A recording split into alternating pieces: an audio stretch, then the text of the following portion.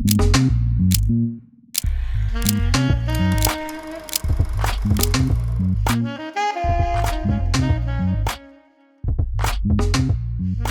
right, folks. Today is what we're going to call the season 1 wrap-up show. We've had 28 amazing episodes with lots of amazing guests from all walks of life, from sports, business, and culture.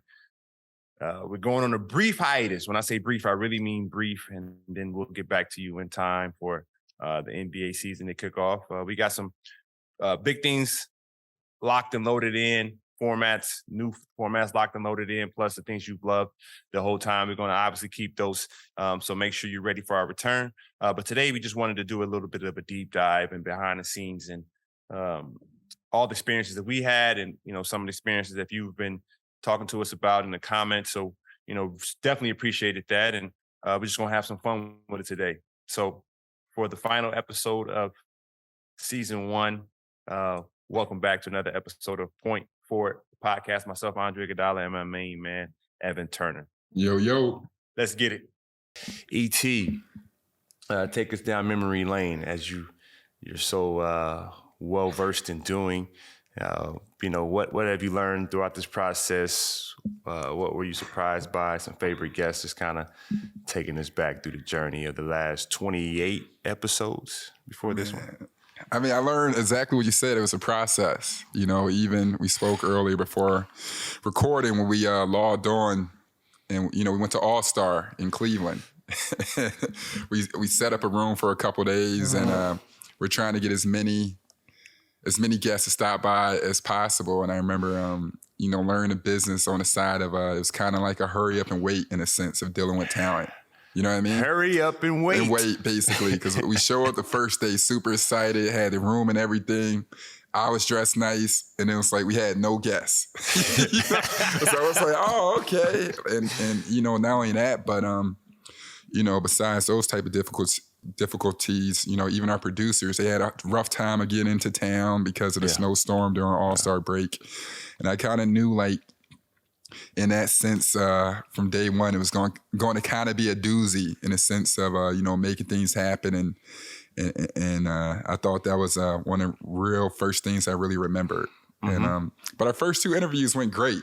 Yeah, they were. On day 2, remember when Isaiah Thomas showed up, gave us an interview. He gave us a pretty dope interview. And, we got Steph Curry. I thought that was... Yeah. I thought that was a hell of a day to get 2 of the best point guards in NBA history to stop by your first 2 podcasts and record and, give you their time. What'd you think? What'd you learn? What was the process during that time? Yeah, I think I've been doing some studying in other podcasts, watching a few other pods and seeing, things I like about theirs, seeing things that I don't like about theirs. And the really good ones, they go through a grind. And I think, I was prepared for that part. Tracking down 18, 19, 20-year-olds is the funniest part of it all. Trying to get a couple rookies, trying to get some top high school, college players, running down college coaches. And, you get into their worlds and it's just madness. But, but do you kind of understand? You're like, man, when you're asking somebody to come hop on the pod, you're like, bruh, I know all you got to do, and I know you don't want to stop and talk because you've been talking all day. True. So I'm basically asking you to slow down your momentum, take 2 or 3 hours to do me a personal favor to dive deep into, you know what I'm saying? No, that's real. And I think that's what's helped me become or try to be more in tune, try to bring value to a guest. So I'm asking the guest to come do me a favor, come help create some amazing content with me. And so I'm saying to myself, all right, how can I make this something that they'll leave and say, I'm glad I did that. So that's where my mind starts going. How can I, like Ben Mathurin. It's just, he's in summer league trying to get, himself acclimated. He's locked in, he's focused. And so I'm saying to myself, all right, give this kid some game. Try to make this time very valuable for this kid so he can take, energy we're giving him into the season. And hopefully, this is, one of the small things that he'll remember that helps him have an amazing career. And so I'm just trying to do that with every guest and trying to figure out different ways that I can do that depending on what that guest does and where they're at in their career. Yeah. So what was your, who do you think your favorite guest was this year? Oh, man. That's a good question. Let's see.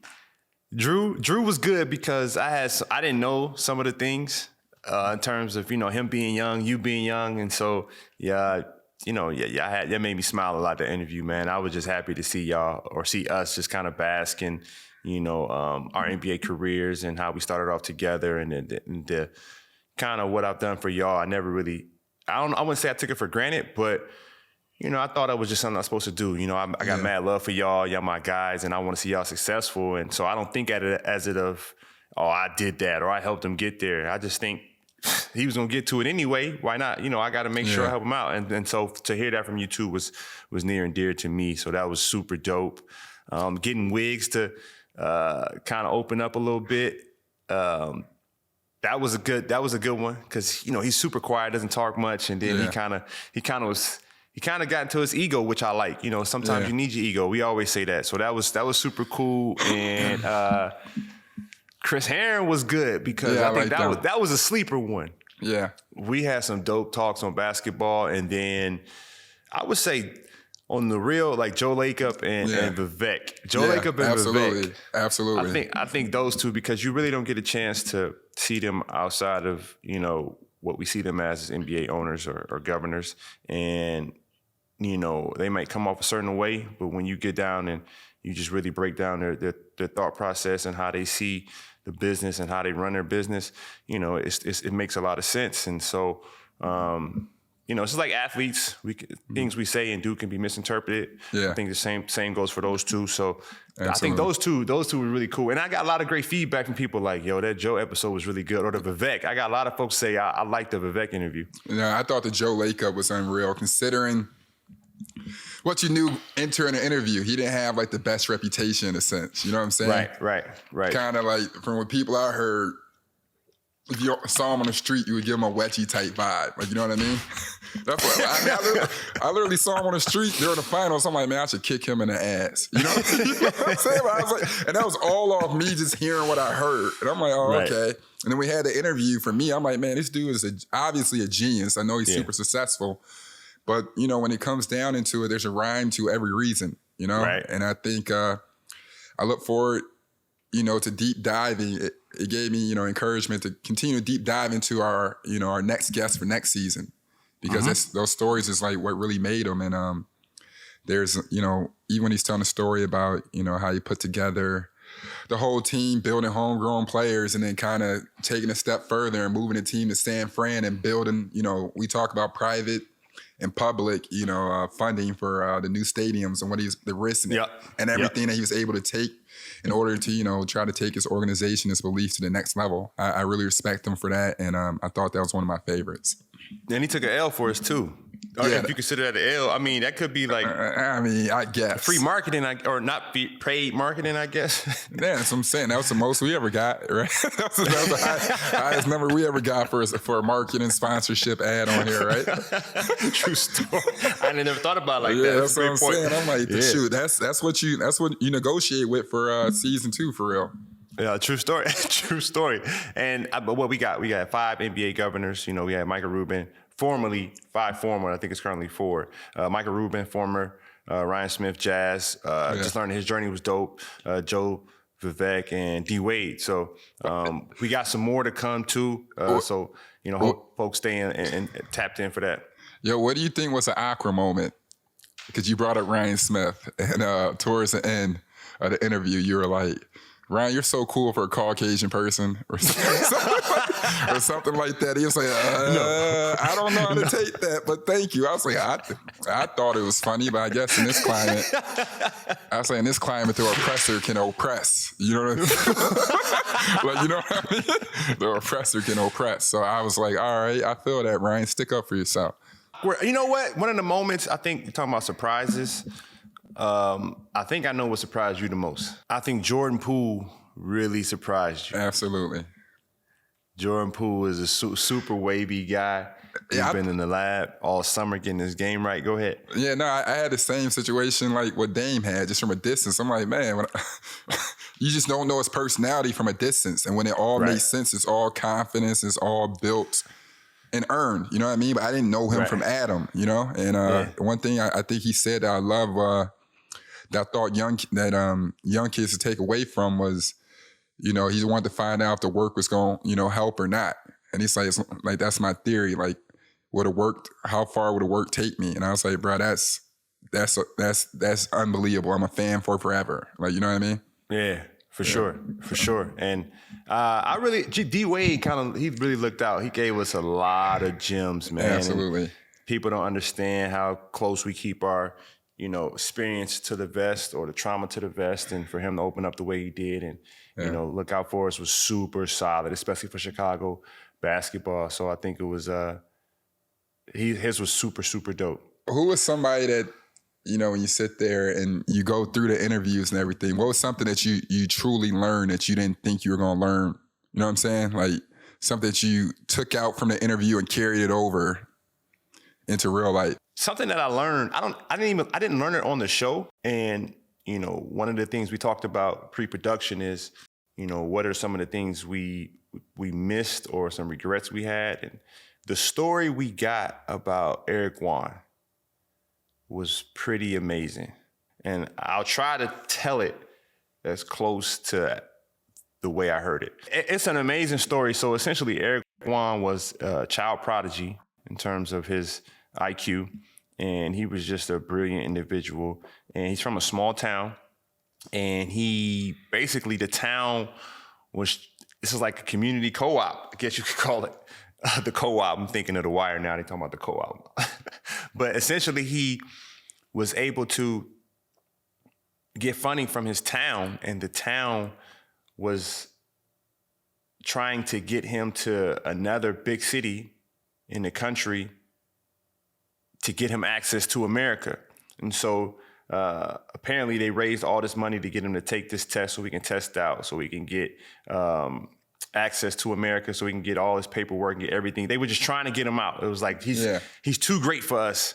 And that's the funny part. We were talking about this early on with Steph, and we were, you know, talking to Steph and his camp and saying, you know, what you said about, was it Dragan Petrovic?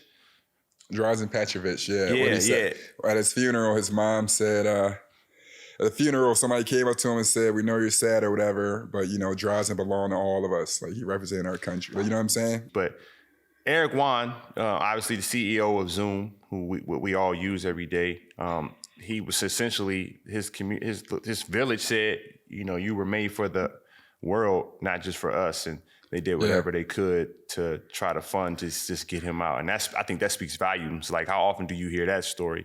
You know, coming from that background, it's like, all right, we're going to do whatever we got to do to get this kid out because he's going to change the world. And this is at a young age. Like, how often it's like him or LeBron, like prodigies that really live up to the hype. Like, you really don't see that often. So I thought that was something that I learned.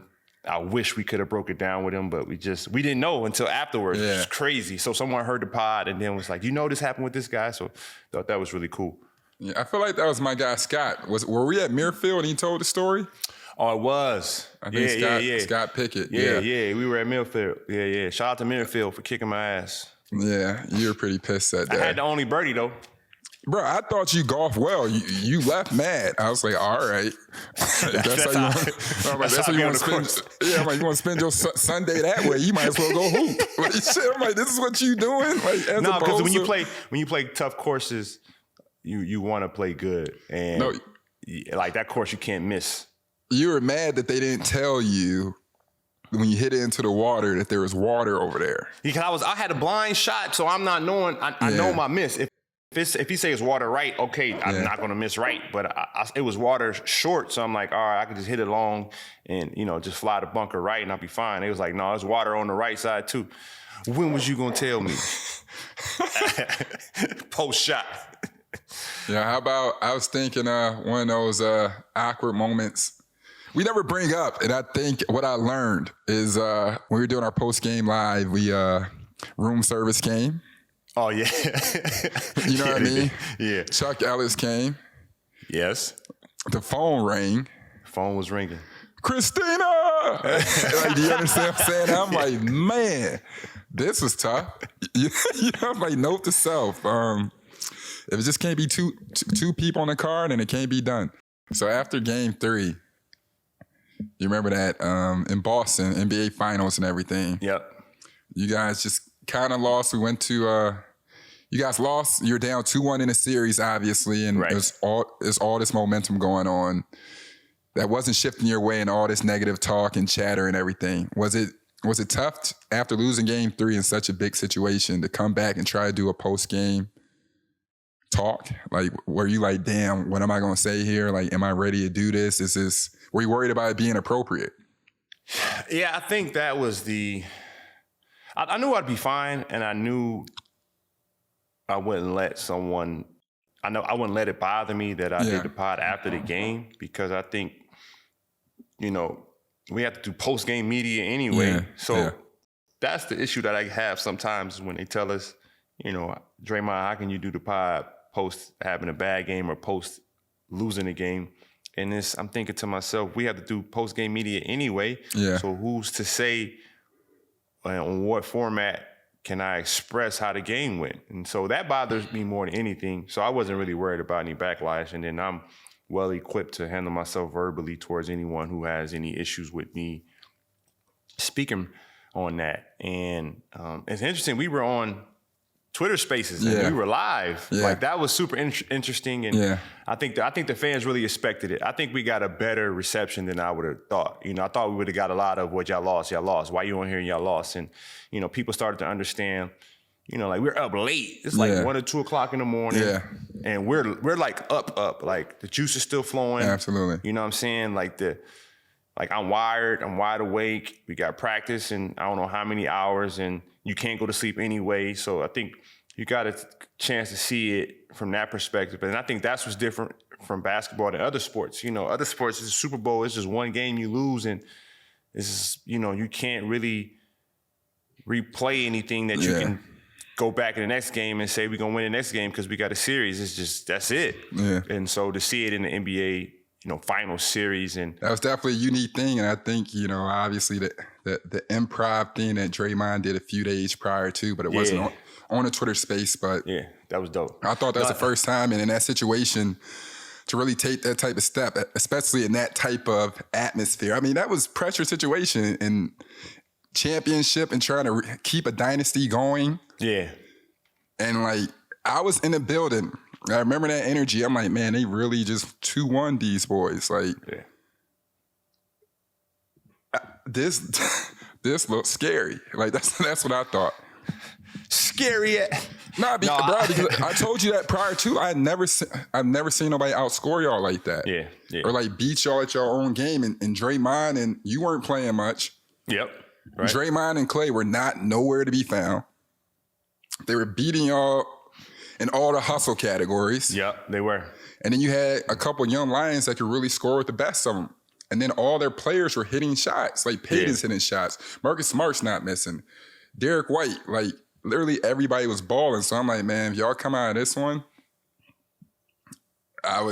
unbelievable. And it was. Thank you. I told you the next night. It's over. And you literally said that. You said we're going to win. I said, bro, if you say it, I believe it, and I'm hoping it. No, you did say that, though. You did say that. I said, I don't know, but these are the reasons why. I'd never seen nobody do that to y'all. Yeah. I said, if anybody is able to break out of it, it would be y'all, because y'all seen so many things. So I hope what I know about the sport will come, will rise to the top. Yeah.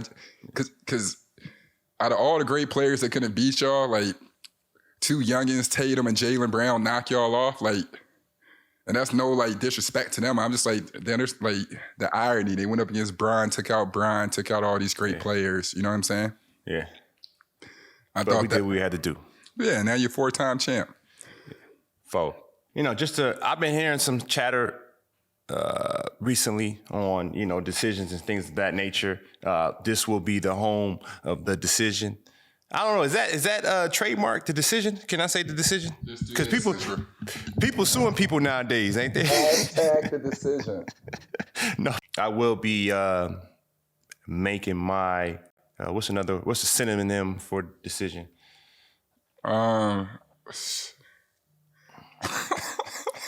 announcement. I like that. Stake my future on point forward. How about that? I'll be making it from here, point forward, whether I'm taking my talents back to the Warriors or taking my talents somewhere else or taking my black ass home. We shall see. We should do a pros and cons episode, Evan. Or what? Of staying and leaving? Yeah. How long would your pros be? Like, you know what I mean? Like realistically. I don't know. You tell me. I'm just like, you say pros, you get to come back and compete, do the sports you love, I guess. We should do a Twitter poll. I would like that. A Twitter poll would be legit. And then they get what percentage of the fan vote goes into the All-Star game? We're gonna do the same breakdown. It's like the coaches vote, the fans vote, and the NBA, the league votes, right? Yeah. It's like, the fans get a third of the vote. A third of the weight of the vote. I don't know if that's strong enough, man. I don't know if that's strong enough to be asking them. No, because I'll have some interesting mentions on Twitter. If it's not so good nights or I ain't moving the way they want me to move, I get some take your old ass home responses. And that's what I'm saying. Like, when you're doing it, I want to read the comments. I want to read the replies and be like, man, hell no. Get that. Like, if somebody's like, man, sit up next to Livingston. Like that type of thing. Right. Like one of those funny. People in America, people on the internet are so funny. It's like, that would be worth seeing, but I'm definitely looking forward to hearing your decision. Hopefully, obviously it's the right decision. You're happy, with the choice you make, and, finish off 2022 with our foot in their ass. A foot in their ass. That's a hell of a pick too. We took in. My foot don't go that high. I need a new hip. But back to our recap. Who was the hardest person to book? That's a great question. The hardest question that we got. Oh, the hardest person to book. I guess the hardest people to book are the people that you probably know. Like, you know what I mean? Like, true. Like, in a sense, and it's not even in a sense, because a lot of people don't comprehend. It's like, yo, just throw your friends on there. Get this person on there. Get that person on there. It's like, there's certain people you have a relationship with where it's just personal. And there's certain people like where you don't really have like the utmost business relationship with. So sometimes it's like, all right, bro, like I'm not about to push too hard to ask this man for a convo. Like, you know what I mean? True. Wiggs was difficult. Yeah, and not because he didn't want to do it, because he was nervous. Man, how much I got to talk? Loon was hard to get. I had to pull teeth. Jordan Poole, I guess. Poole was pulling teeth trying to get him. Oh, my God. It wasn't hard to book, but I understand. Steph was somewhat hard to book in the sense of his obligations, right? Yeah. He trying to get him around. But he was easy in terms of he said yes right away. He said yes right away. I remember that was one of the coolest moments, I think. Was in a sense, because you see him all the time, and sometimes you don't see how people around him view him. Right. Like all the time. Yeah. So we're in a small enough atmosphere where, we're upstairs on the second floor at a hotel, area. I always tell the story, or I will. I didn't know Steph was there, but you kind of felt his presence. Because even like the 30 people that were around, it kind of got like uneasy and excitement. I'm kind of like, what the hell is going, like, what's going on? Like, you know what I mean? Right. Before you even walked in the room, you just felt like something going on outside. Yeah. And it was kind of cool to see, like, when he walked in and sat down, it was kind of like, we spoke during the interview, the Steph effect. But I could look around and see everybody, like, hair standing on their arm and at, like, full attention. And I'm like, wow, we're really outside looking in. This is like, I even felt that. I'm like, damn, like, I ain't felt this since I saw Bieber on the elevator. Like, you know what I'm saying? I'm like, bro, is this, damn, this man is that big of a deal? This is like, it was unbelievable. I thought that would go down for us personally and being like, yo, we interviewed Steph Curry, dog. You know what I mean? Like, I thought that was a cool moment to really know, like, you're kind of interviewing a star. You know what I'm saying? Yeah, for sure. And I think, just to speak on some fan interactions that we received, some comments we received, and somebody asked, why would we have Eric Wan on? And, if you follow the show, we always speak on, the intersection between business and sports and how culture is right in the middle of that, and how our culture has always been, kind of taken advantage of. Someone's always taking the RIP and repackaging it and profiting from it, and even profiting from it from us, and it's our own stuff. So it's like somebody takes something from you and then leases it back to you. And when they asked why would we have Eric Wan on, they want it to be all basketball. It just reminded me of that shut up and dribble thing. And I think we always call it the fiduciary responsibility. That's what Guns and Butters is. And that it's just that narrow mindset. So we're gonna keep coming with some of the top thought-provoking CEOs and some of the folks who they really moved the world. Like Zoom really moved the world. Like we couldn't get nothing done without Zoom, and he kind of kept it revolving around the sun. And so I was super appreciative of his time, and hopefully and I think we got this new format that we're working on as well to give you a more in tune, in-depth look at, some of the business leaders that we bring on, and, put them turn them into athletes, you would say. And so you can see them in the light that you're used to seeing athletes in. So hopefully it comes across, the way we are trying to get it to come across. Yeah. Yo, so who's your dream guest? Who do you think? You know who the dream guest is. We've been looking for him since Starsky and Hutch. Michael Jordan? Yes. Oh, I was about to say, that wasn't my dream. I'm like, what? Dream guest? Sade. Oh, no, I just showed it. No, Sade would be a good dream guest, man. It would be. Sade would be a dope dream guest. All right.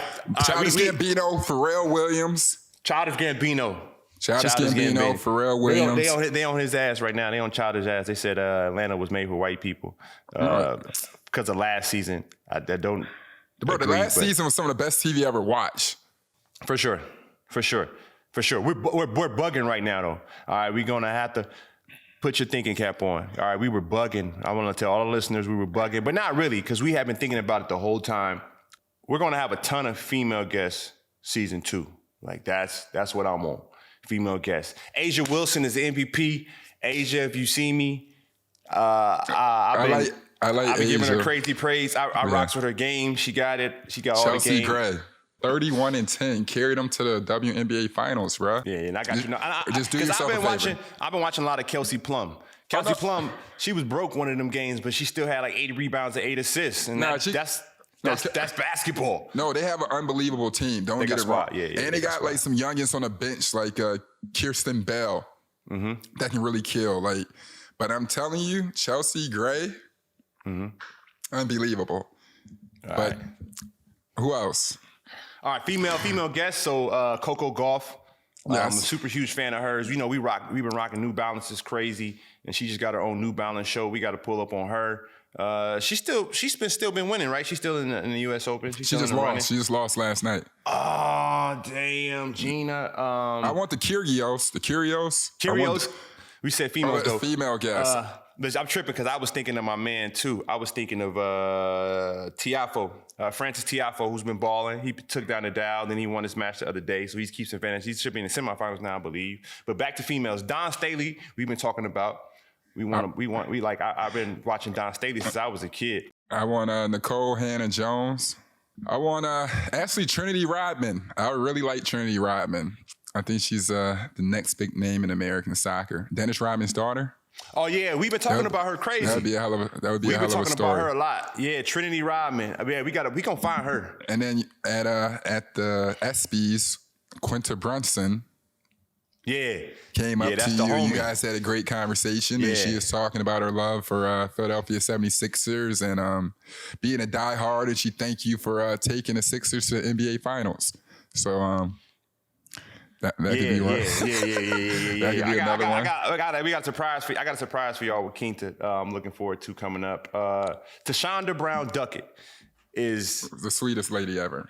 She's might be one of the brightest minds that we've ever sat and had a conversation with. She just blew my mind. Tashonda Brown Duckett. I'm really looking forward to possibly having a conversation with her I don't even care if it's recorded or not, but I always enjoy being in her presence. Super dope. Met her at the gratitude weekend with Robert Smith. And she's the sweetest woman on earth. Very smart. Yeah. Very, very cool. We were at the ESPYs and she won an award. I think she's an X game young lady. Her name's Eileen Gue. Mm-hmm. San Fran native. I think she's going to Stanford, but looked her up all around, like just an ill youngin. I think she's like what, Forbes 30 under 30.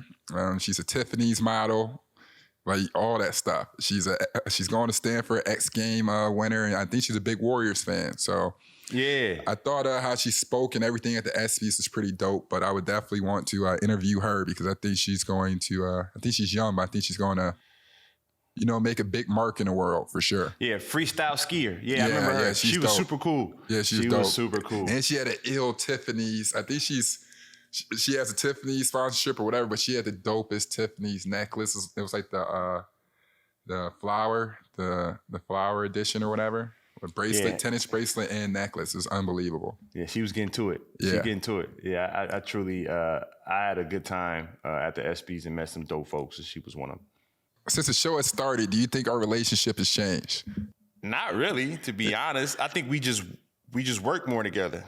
Yeah, and we hang out. I don't mind hanging out with you. I like hanging out with you. I just wonder if you get tired of hanging out with me. So I was like, damn, this gonna see me 4 times, 6 times in like a week. I'm like, man. The only negative is I pick up some of your bad habits. This man right here.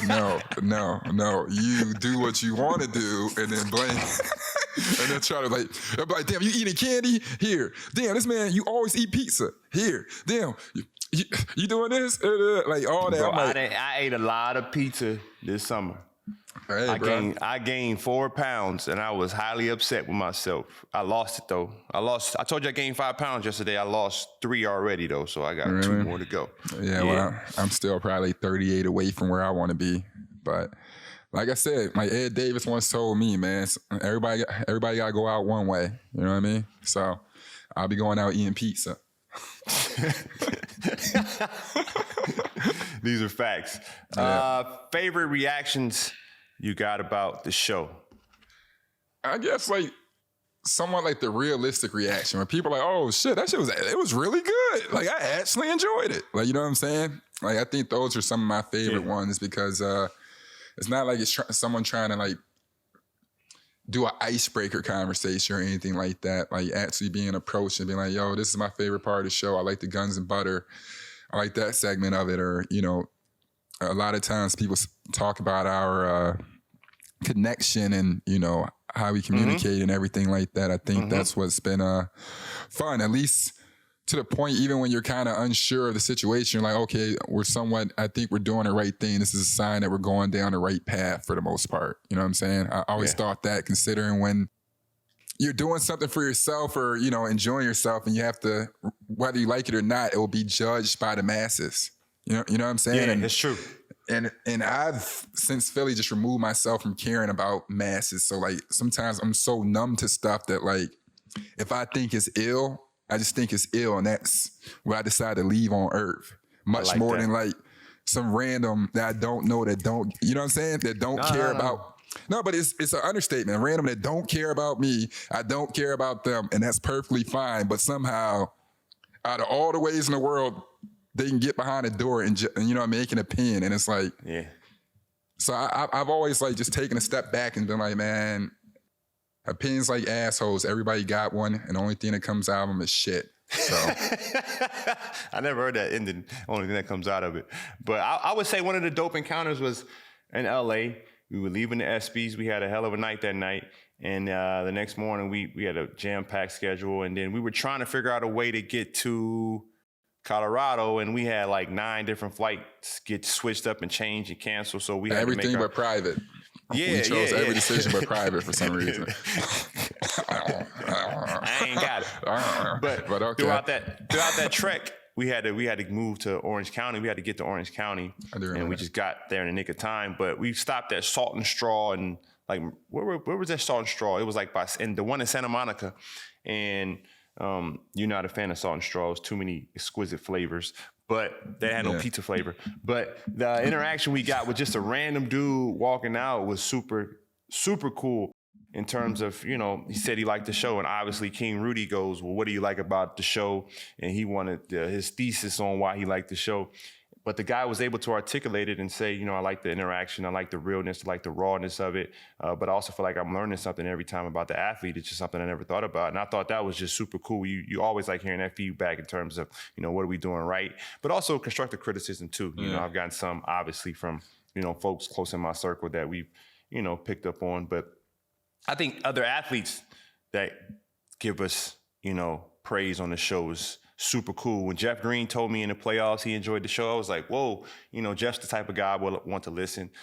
DeMarcus Cousins, after he almost got me killed, he surprised me and said, yo, the pod is dope. And I'm like, I would have never thought you would like the pod. And obviously I would want to have a conversation with you, just didn't know. And the other one was your guy, Seth D-Lo. Curry. Oh, D-Lo, Seth, okay. Seth too. Like, I think Seth is like the standard a bit. Like, if he tunes into it, because like Seth is kind of chill and like, in a sense, like he don't got time for bullshit or like nothing. So if he listens to her, tunes in, I'm like, damn, is Seth Curry's listening?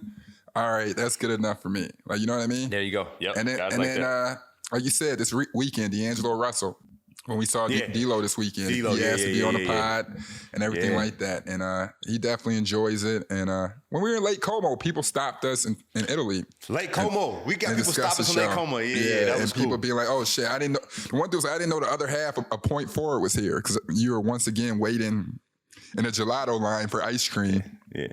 And I was just waiting, minding my business. And people going to think I'm retiring based on my diet and food we've been talking about. Nah, just... If they say you gaining weight, just tell them you're getting paid, right? Call it a day. That was Wayne. All right, so E.T., what we excited about moving forward? I think, just elevating the show. I think obviously we kind of had 28 cracks at it to see which way we could do, enough data and info to see which way to go. Yeah. But I think, as next season occurs and everything, I think we'll both, take time to keep getting better at our craft and getting more comfortable to, push these talks and these conversations even deeper. I think what you just saw right now, for the sake of the test out and stuff, has been just surface level. And right. I think the world is ready for, the deep conversations and to, a lot of times when we talk to people in this realm, in this space, it get dehumanized. Yeah. For whatever reason. And what I'm looking forward to is, like we said, we made Eric Wan look like D Wade or tried to. I want to continue to humanize people for who they are and the greatness that they are. And at the end of the day, the ones that, you can't take for granted, the ones that float above you. And a lot of times we're in a situation in this world where we try to make stuff equal and it's not equal. Nothing's equal. Like none of that's the same. So I want to for sure keep humanizing those that, don't get their credit besides money. And people think that should be it. Yeah. True. And I think, you spoke directly to it and talk in terms of, we take people for granted. And I think that's what we're trying to highlight. Point forward is about, directing you on this journey and of how, Jelani said this, you tap into the 1%. Like what makes the 1% the 1%? And I think all of our guests were a part of that 1%. And when I think we all have a 1% in us, it's just how do we tap into it? And so I think that's what we're going to continue to try to do. Make it, make it fun too, have some fun with it. But at the same time, it's a learning experience and hopefully folks get an opportunity to, really appreciate the folks that we bring on and take something away with it. Also, big shout out to the whole team. The whole team's done an incredible job. Couldn't have done it without them.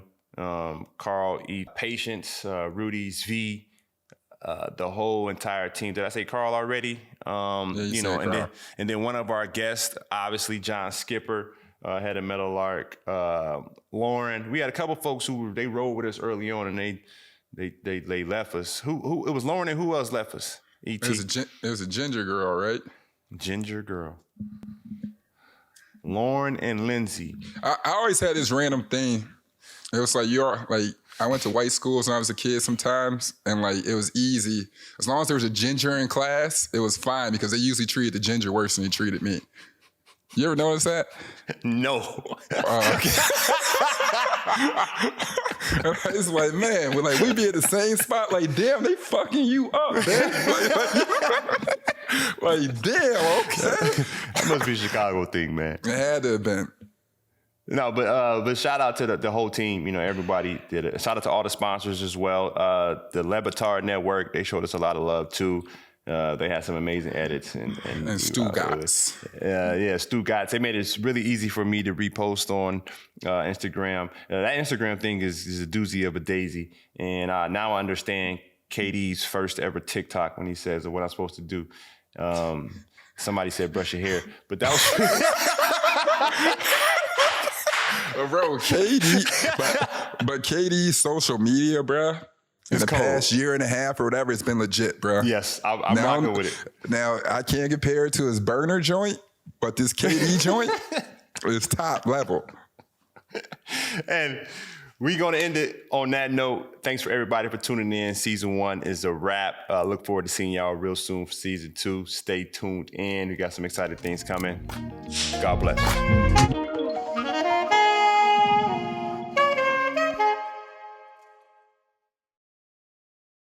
Just want to say, as a natural ginger, you are correct, Evan. I was thinking of you. No, I didn't think about it until I was like, oh, Patience is gender. She'll tell you. Like, 100%. It's the truth, bro. Bro, and he had a sister, bro. He used to treat him so, like, bro, treat him bad, bro. Unless someone has a weird ginger fetish, and then it's the whole other side of the spectrum and it's gross. So those people exist too.